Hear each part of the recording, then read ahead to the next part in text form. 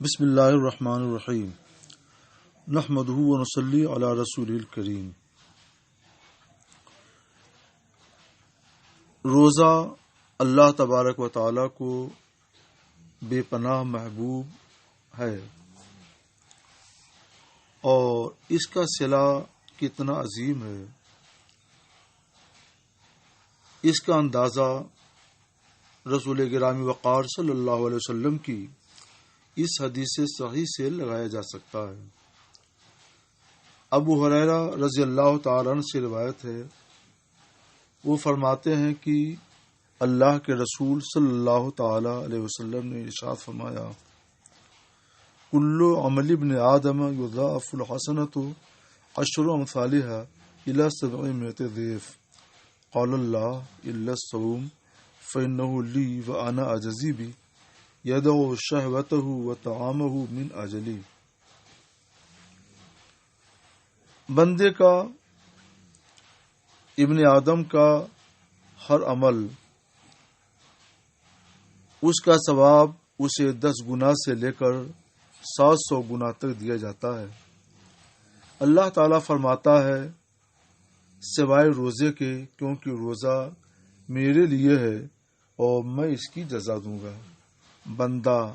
میری وجہ سے اپنی خواہش نفس کو، شہوت کو چھوڑ دیتا ہے اور کھانا پینا چھوڑ دیتا ہے۔ اس حدیث پاک میں اللہ کے رسول صلی اللہ تعالی علیہ وسلم نے یہ بیان فرمایا کہ ابن آدم جو بھی عمل صالح کرتا ہے، عبادت مثلا نماز، حج، زکوٰۃ، تلاوت وغیرہ وغیرہ، تو اللہ تبارک و تعالی اس پر ایک عبادت کے بدلے میں 10 عبادت کا اجر عطا فرماتا ہے، اور یہ 10 گنا سے لے کر 700 گنا تک جاتا ہے۔ یعنی کسی کو 10 گنا اجر ملے گا، کسی کو 20 گنا اجر ملے گا، کسی کو 50 گنا، کسی کو 100 گنا، کسی کو 200، 300، 400، یہاں تک کہ 700 تک اس کو اجر دیا جاتا ہے۔ یہ اجر میں اور ثواب میں کمی بیشی کیوں ہے؟ اس کی وجہ یہ ہے کہ بندہ اللہ کے لیے عبادت کرتا ہے، اللہ کی رضا کے لیے، مگر کسی کے دل میں یہ اخلاص کم ہوتا ہے، کسی کے دل میں زیادہ ہوتا ہے، کسی کے دل میں بہت زیادہ ہوتا ہے۔ تو جس کے دل میں اخلاص کم سے کم ہو تو اسے بھی اللہ تعالیٰ 10 گنا اجر عطا فرماتا ہے، اور جیسے جیسے اس کا اخلاص بڑھتا جائے گا، اس کی للہیت بڑھتی جائے گی، ویسے اس کا اجر و ثواب بھی بڑھتا جائے گا، یہاں تک کہ 700 گنا تک اسے ثواب عطا کیا جائے گا۔ اللہ تعالیٰ فرماتا ہے کہ یہ فضیلت، یہ اجر و ثواب روزے کے علاوہ دوسری عبادتوں کے لیے ہے۔ رہ گیا روزہ تو یہ میرے لیے ہے اور میں اس کی جزا دوں گا۔ بادشاہوں کا یہ طریقہ ہوتا ہے کہ اچھے کام کرنے والوں کو وہ اچھا انعام دیتے ہیں، مگر یہ انعام بھی 2 طرح کا ہوتا ہے۔ اگر کوئی انعام کم درجے کا ہو، بیش قیمت ہو، مگر بے مثال نہ ہو، تو اپنے وزراء کے ذریعے بادشاہ وہ انعام دلاتا ہے اچھا کام کرنے والوں کو۔ لیکن اگر کسی کے عمل سے، کسی کے کارنامے سے وہ بہت خوش ہوتا ہے تو اس کا صلہ اور اس کا انعام اپنے ہاتھ سے دیتا ہے۔ جو انعام بادشاہ اپنے ہاتھوں سے عطا کرتا ہے، وہ انعام بڑا بیش قیمت، بہت ہی بے بہا، بلکہ بے مثال ہوا کرتا ہے۔ اس مثال کی روشنی میں یہ سمجھنا چاہیے کہ جتنی بھی عبادتیں ہیں، اللہ تبارک و تعالی ان سے راضی ہوتا ہے اور ان سے خوش ہو کر ان پر اجر عطا فرماتا ہے۔ یہ اجر اور یہ ثواب بندوں کے ذریعے اللہ تبارک و تعالی، فرشتوں کے ذریعے اللہ تبارک و تعالی اپنے بندوں کو عطا فرماتا ہے۔ مگر روزہ یہ اللہ کو اتنا محبوب ہے اور اتنا پسندیدہ ہے کہ اس کا صلہ اور اس کا اجر بے بہا اللہ تبارک و تعالی خود عطا فرمائے گا۔ یقیناً وہ اجر، وہ صلہ بے بہا ہوگا، بے مثال ہوگا، کیونکہ اللہ رب العزت جل جلالہ، جس کے خزانے کرم میں کوئی کمی نہیں ہے، وہ اپنے فضل خاص سے خود وہ انعام عطا فرما رہا ہے، خود وہ یہ صلہ دے رہا ہے۔ آخر ایسا کیوں؟ تو اللہ تعالیٰ فرماتا ہے فَإِنَّهُ لِي، روزہ میرے لیے ہے اور میں اس کی جزا دوں گا۔ اس کی وجہ یہاں پر ایک یہ بتائی گئی، يَدْعُ شَهْوَتَهُ وَطَعَامَهُ مِنْ أَجْلِي، بندہ میری وجہ سے اپنی شہوت کو چھوڑ دیتا ہے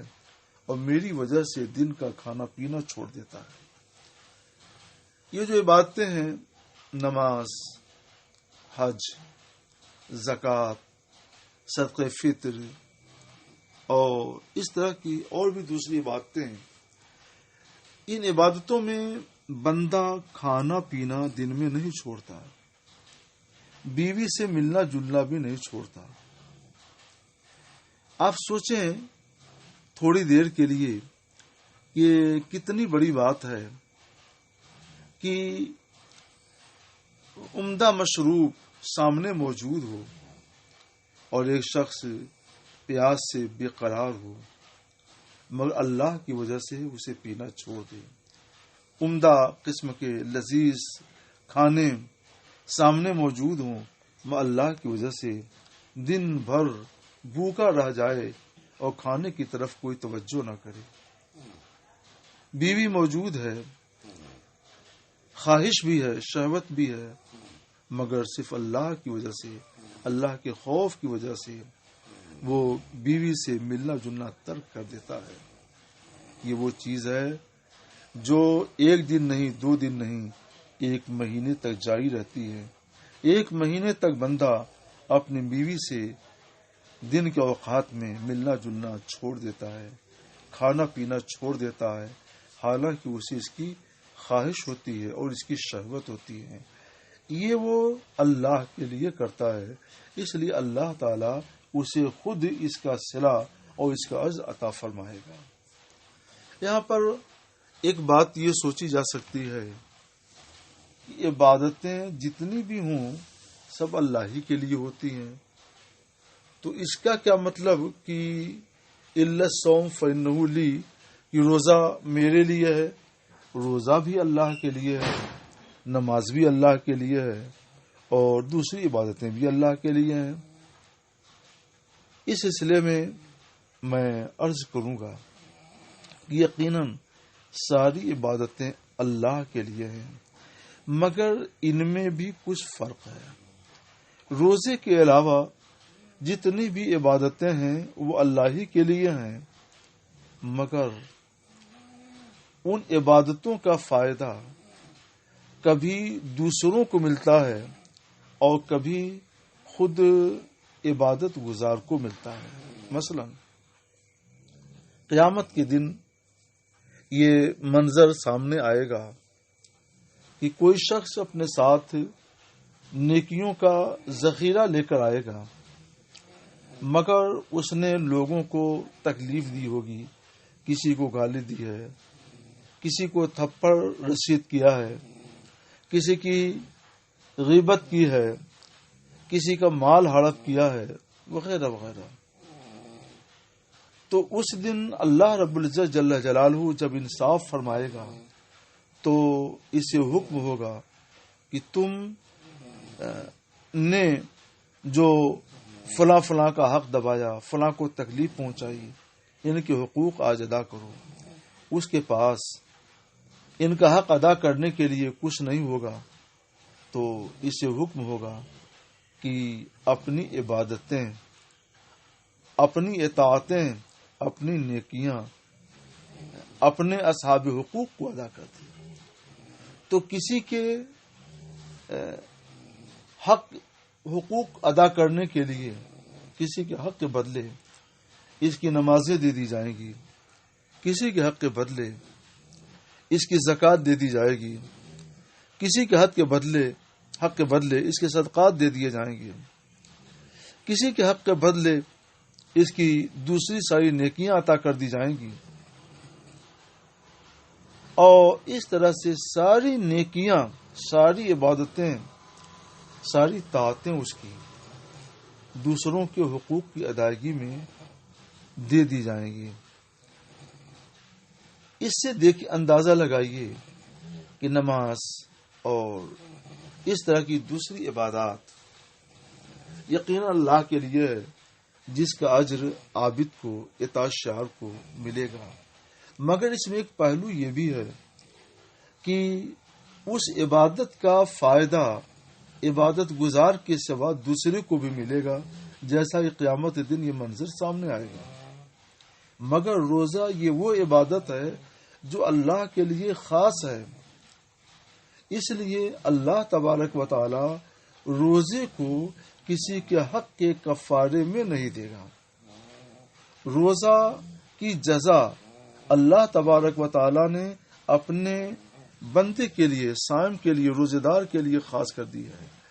کہ تمام عبادتیں تو دوسروں کے حقوق کی ادائیگی میں دی جا سکتی ہیں، مگر روزہ اس نے اللہ کے لیے رکھا ہے، اس میں ریاکاری نہیں کی ہے، کسی کو دکھانے سنانے کے لیے نہیں کیا ہے،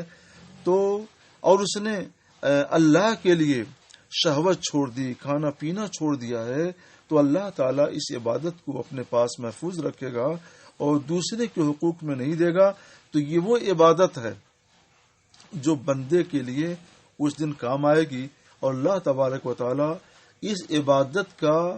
اجر بے پایاں، عظیم صلہ، بے مثال صلہ بندے کو عطا فرما کر اس کی بخشش فرما دے گا۔ اس لیے فرمایا گیا، اللہ تعالیٰ فرماتا ہے الا الصوم فإنه لی وأنا أجزی بھی، سوائے روزہ کے کہ روزہ میرے لیے ہے تو اس کی جزا میں دوں گا۔ اس کے برخلاف نماز وغیرہ بھی اللہ کے لیے ہے، اللہ اس کی جزا بھی عطا فرمائے گا، لیکن وہ کبھی دوسرے کے کام بھی، اس کی جزا دوسرے کے کام بھی آ سکتی ہے اور عابد کے کام بھی آ سکتی ہے، مگر روزے کی جزا روزے داری ہی کے کام آئے گی۔ اللہ تعالیٰ نے اس کا صلہ اپنے پاس محفوظ رکھا ہے، اس کا صلہ، اس کی نیکیاں، اس کا عجر دوسرے کو نہیں دے گا، صرف روزے دار کو عطا فرمائے گا۔ یہ مطلب ہے اس حدیث پاک کا۔ اب ایسی صورت میں ہماری ذمہ داری ہوتی ہے کہ ہم روزہ کو صحیح معنوں میں روزہ بنائیں، اللہ کے لیے شہوت کو چھوڑیں، اللہ کے لیے کھانا پینا چھوڑیں، زبان کو اللہ کے لیے محفوظ رکھیں کہ نہ کسی کو گالی دیں، نہ کسی کی غیبت کریں، نہ کسی کو اپنی زبان سے تکلیف پہنچائیں، اپنے ہاتھوں سے بھی نہ کسی کی توہین کریں، نہ کسی کا حق دبائیں اور نہ ہی کسی کو تکلیف پہنچائیں، اپنے پاؤں سے بھی نہ کسی کو تکلیف پہنچائیں، نہ کسی گناہ کی طرف بڑھیں، آنکھوں سے کوئی گناہ کا کام نہ دیکھیں، کانوں سے کوئی گناہ کی بات نہ سنیں، ناک سے کوئی گناہ کی چیز نہ سونگیں۔ اس طرح سے اپنے تمام اعضاء کو اللہ کی عبادت کے لیے خاص کر دیں اور گناہوں سے اپنے ہاتھ کو بھی بچائیں، اپنی آنکھوں کو بھی بچائیں، اپنی زبان، اپنی فکر، اپنے کان، اپنے پاؤں، اپنے اعضاء سب کو بچائیں۔